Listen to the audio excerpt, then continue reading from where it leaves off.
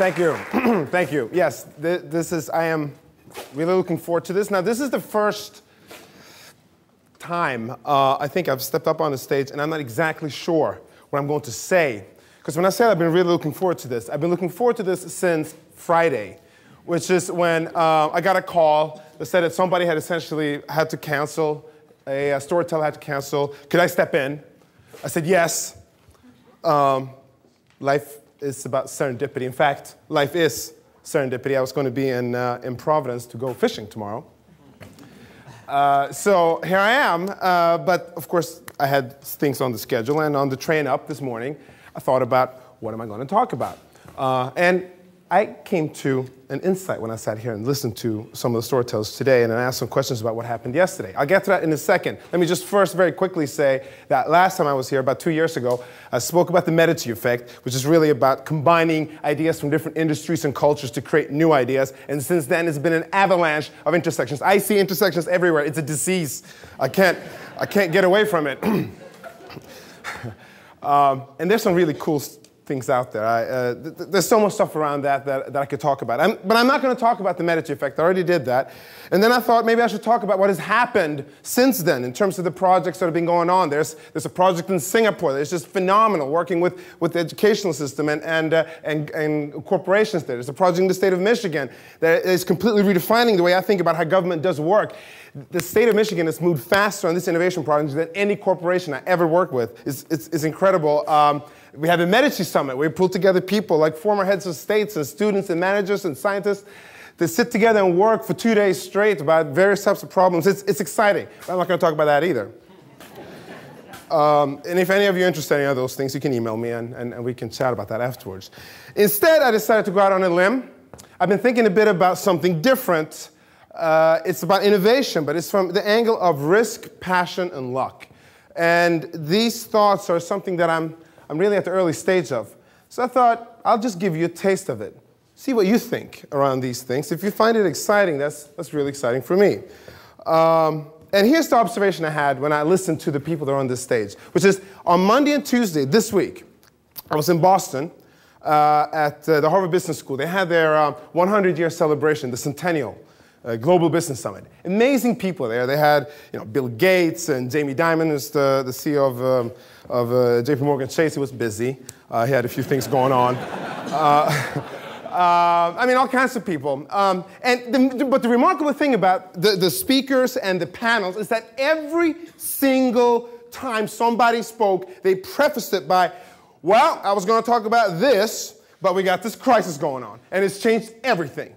There was topics for the future of capitalism. Is capitalism dead? How is this going to affect?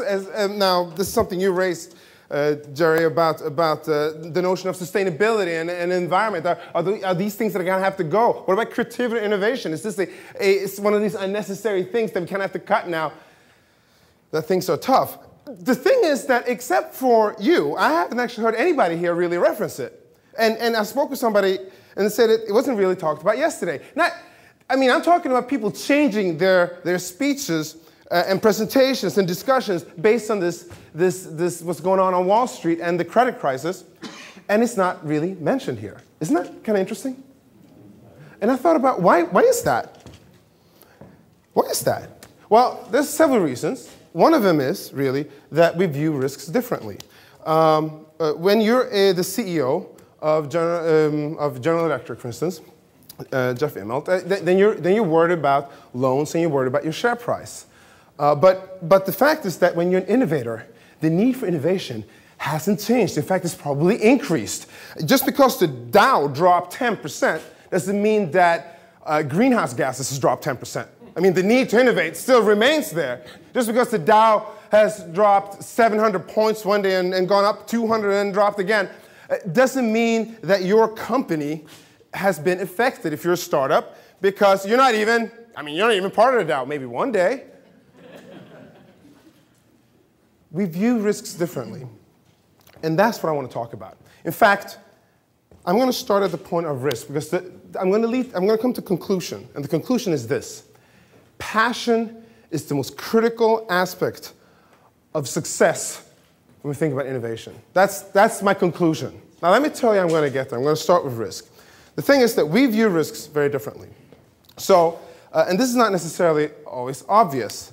For instance, it's a commonly held belief that if we want to try something that's risky, and this is a belief that I will now oppose, if we try something that is risky, then we can minimize our risks if we have access to more money, right? So we get a project. If we just had more money, perhaps we would do it because we minimize the risk. Or maybe we have more time, or we have more access to experts. Okay? I don't know anybody in this field, we say maybe, because I don't really want to go ahead and try it. This is the belief. Now the truth is, though, that we as human beings behave very strangely in the face of risk. So I'll give you the example. This is an example actually out of Medici Effect, but that's where it stops. If you drive a car, right, and you're driving this car and you reach a dangerous part of the road, it's slippery and dark, what do you do with that car? Slow down, right? Slow down. And then you reach a safe section after that, wide lanes and so on. What do? Speed up, right? Right? Okay. This seems pretty obvious, right? You're driving, you slow down, and then you speed up when it gets safe. But if you think about what actually happened during these segments of your trip, you're actually slowing down the car when the road gets more dangerous. And you're speeding it up when the road gets safer. The risk of an accident is the same in both sections of the road. Because, I mean, you're adjusting your behavior based on the risk around you. You're driving slower when the road is more dangerous. And we see this in statistics. With accidents, you have, when they introduced ABS, automatic braking systems, in Germany, they had an opportunity to do a very interesting test, essentially. They had 300 cabs in Munich. What they did was they gave 150 of these cabs ABS, these advanced brakes. When you put on the brakes, you have better control of the car, and you have shorter braking distance and so on. Now it's standard in all cars, of course, but this is in the early 90s. All right, so 150 of these cars got these ABS brakes, and the other 150 didn't. And after 18 months, they looked at the accident level between these two different groups of cab drivers, and they were the same. Why? Because if you have ABS in a car, you will keep a shorter distance car ahead of you, because the braking distance is shorter, and you drive during conditions you otherwise wouldn't have. It's a bit slippery outside, but that's okay. I got ABS. And this comes true in all aspects of our life. Parents send their kids to martial arts practice, and the kids get punched up in school, and they come home with bruised. And parents get upset. They call the school and said, you have to make them wear padding, extra padded clothes. The school says, okay, and they do, and what happens? Kids punch harder, absolutely, because you can't feel it. This comes through over and over again. This comes through over and over again. We adjust. This is called basically risk homeostasis. We adjust our behavior based on the risk around us. These are huge implications for us actually when we pursue projects. Apple spent $500 million on developing and marketing the Newton. Okay, this is a product that none of you are using today. I'm hoping or guessing. There was a massive failure. It went nowhere. The Palm company spent $7 million developing the Palm Pilot. Now, why do you think they only spent $7 million? The fastest selling computer product in the 90s. Exactly. That's all they had. Right? They couldn't spend any more than 7. The first 4 went to the Zoomer, massive failure. 3 left. With that, they came up with the Palm Pilot. It was all they had. See, if you think of an idea and you decide that it's risky, and so you decide you're going to get more money to pursue this idea, then yes, you decrease the risk. But what is the first thing you do with that money? Spend it. You start spending it until you reach the level of risk at which you're comfortable. The success of an idea is not based on the amount of money or time or resources you have around it. It is something else that's at play. I'm going to get to that. But a startup has roughly the same chance of success whether it starts with $20,000, $200,000, $2 million, $20 million. We saw this during the whole dot-com crisis. the fact is that that initial amount doesn't necessarily change. And we see this in all kinds of different areas. And a company that goes in and spends money on R&D will actually have a huge correlation to innovative success in the very beginning. You have to spend some money. But after a certain point as a ratio of sales, there's no correlation. Right? So a company can spend tons of money. Pfizer spends billions and billions and billions of dollars on R&D, and it can't produce a drug. And there's other companies that spend far less. But they do. Why? Because we adjust our behavior in the face of risk. I call this the Red Queen effect, and that's probably the topic of my next book. So I'm really excited about that. Now this is kind of interesting, though. So we're facing a situation where we think that we can increase our probability of success if we just had more money, if we just had more time. But it's really not true. As soon as you get it, you start changing your own behavior right away. Now, what if we could actually overcome this effect? And there are ways. I mean, I'm not really going to talk about that. For instance, if you get into a car, you will notice that today the car window is slightly more angled and it's a little bit thicker. Right? You don't notice that, but that actually decreases the risk of a projectile impacting your head as something shoots against the windshield. Well, you don't know that, so you don't actually adjust your behavior. That's just one of these areas. But just say for a moment that you're able now to get in and get an idea, and you want to get this idea out. Now we have to think about something else, because now you're not competing with yourself, you're actually competing with others around you, collaborators and competitors. Now we run into something else immediately, which is we start actually ending up at a place, roughly the same place where we started. Say that you think of an idea, and you say, you know what, I want to increase the chance of success with this idea, and I'm going to do so, okay, not by more money or anything else, but I'm going to do so by strategy and planning. I'm going to think this thing through, and then I'm going to go for it. I want to be very, very careful about this. So the first thing you do is you go out and you look around and you say, does anybody else have this idea? And what do you do if you find that somebody does? Give up, right? Give up. That's probably the smartest move, right? I mean, in the late 90s, we had search engines like Alta Vista, like Excite, like Yahoo. Why would Google ever give up? I mean, they're just late to the party. Just don't do it. The truth is that there's some really serendipitous stuff going on. Even if you come up with something or you try an idea, even if your own company and it's already in existence, is it really in existence? Is your idea exactly what it was that was proposed? And even if it is, are you thinking about marketing it differently? The fact is that this planning process, we could start running into problems already. Now, say that you figure out an idea and you figure out a way to make that idea happen that is different from everything else that's out there. Now you face another problem, because as soon as you become successful with your idea, if it is successful, others will immediately try to emulate, copy it, right? So you have this brief moment of a victory, and then everybody else zooms into it. Well, someone will say, you can avoid that. What you have to do is create a monopoly. I'm using that term very broadly. You can have a brand monopoly. You have to strengthen your brand. You have to have a positional monopoly. You have to create something where it's going to be hard for others to compete with you. That way you can protect your innovation.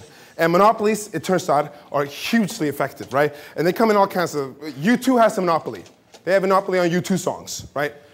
Right? If you have a cover band, you're trying to do U2 songs, you're not going to get the same audience response, money, and everything else as U2 will. They actually have a monopoly on U2 songs.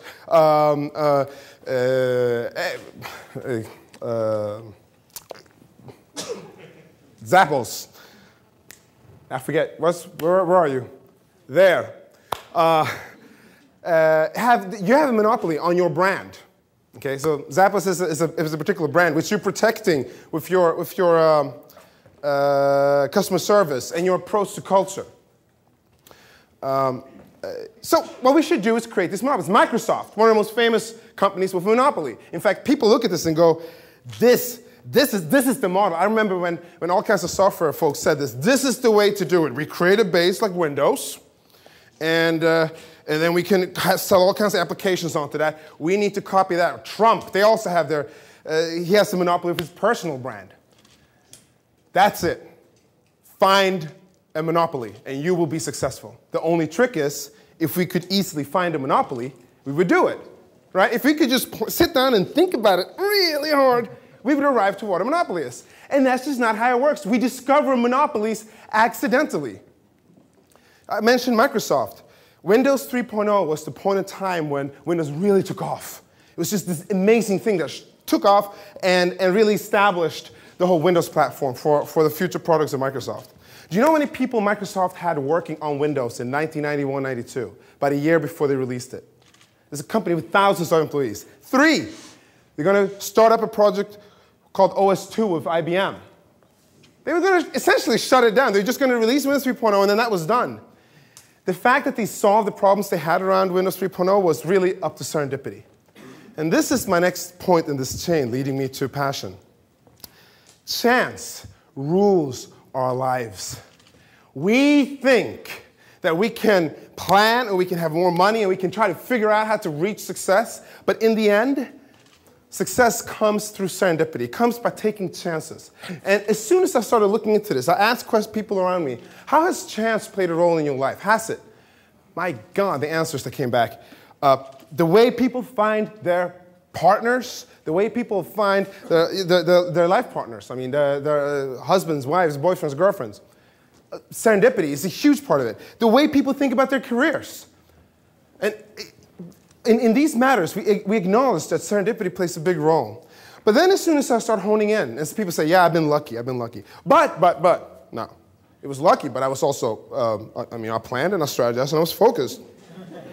So, for instance, in one conversation, I spoke with a guy that I know from business school at Harvard, and he said, you know, this is just crap, this whole thing that venture capitalists say that it's a crapshoot. I mean, you can figure out which companies are going to work or not work.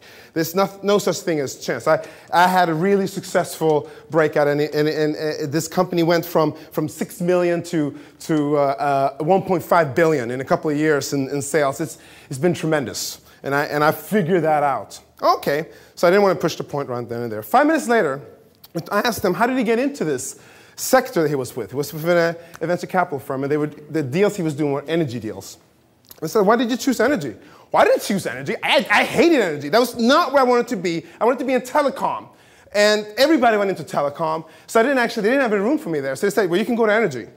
And then, of course, 6 months later, the whole telecom sector just collapsed, and energy has taken off.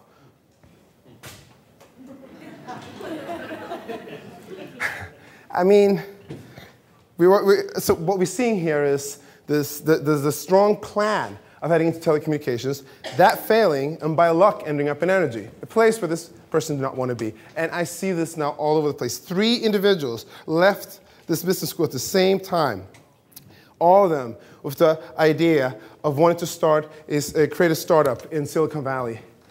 And one of them already had a startup. They headed out there to make that work. That startup didn't work. Went to another one, it didn't work. Went to another one, did okay, but now he's on his 4th one. He will make it one. It's going to work at some point, but it hasn't yet. Another one went out there and worked for a strategy consulting firm. Started a startup, a .com. But through all kinds of sequence of events, he now ended up working for one of the major strategy consulting firms. He said, I never thought I would be here, but this is exactly where I need to be.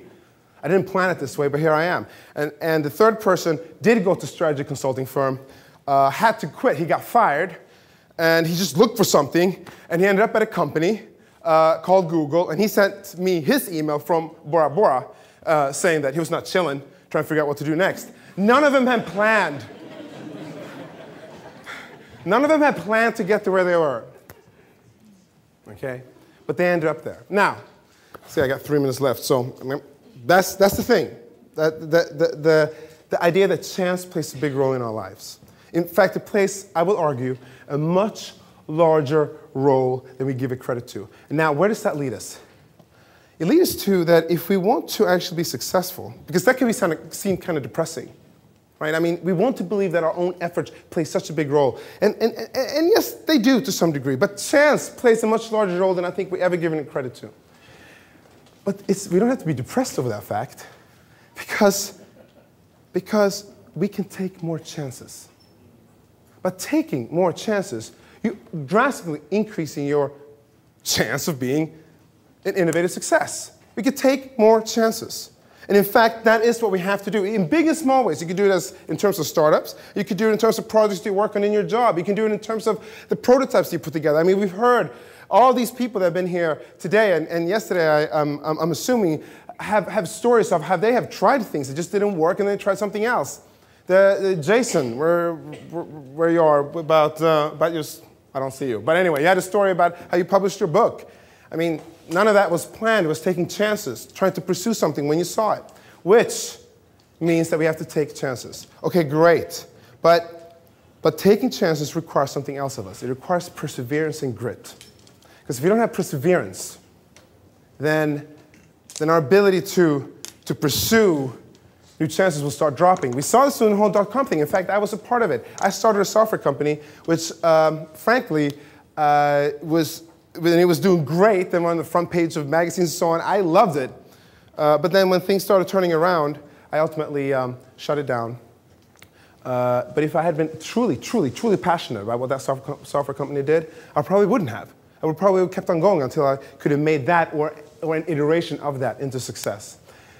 So how do we get perseverance and grit? And there's two ways. One is essentially what I call the war option. If you're faced against the wall and you're in a war, for instance, well, then you'll have the perseverance to try to win it. But none of us would voluntarily try to enter a war. Some people voluntarily enter other people to war, but we wouldn't want to. That's not the way to do it. Yeah, let me put myself in the worst possible situation I can. That way I will have perseverance and grit. No, we don't do that. What's the other option? Passion. With passion, we have perseverance and grit to take enough chances until we reach innovative success. Passion ultimately becomes the cup which we drink life's options. And so that's basically it. That's what I want to say. Passion drives is the best chance of creating innovative success. And it does so simply because we have to take many chances. Thank you.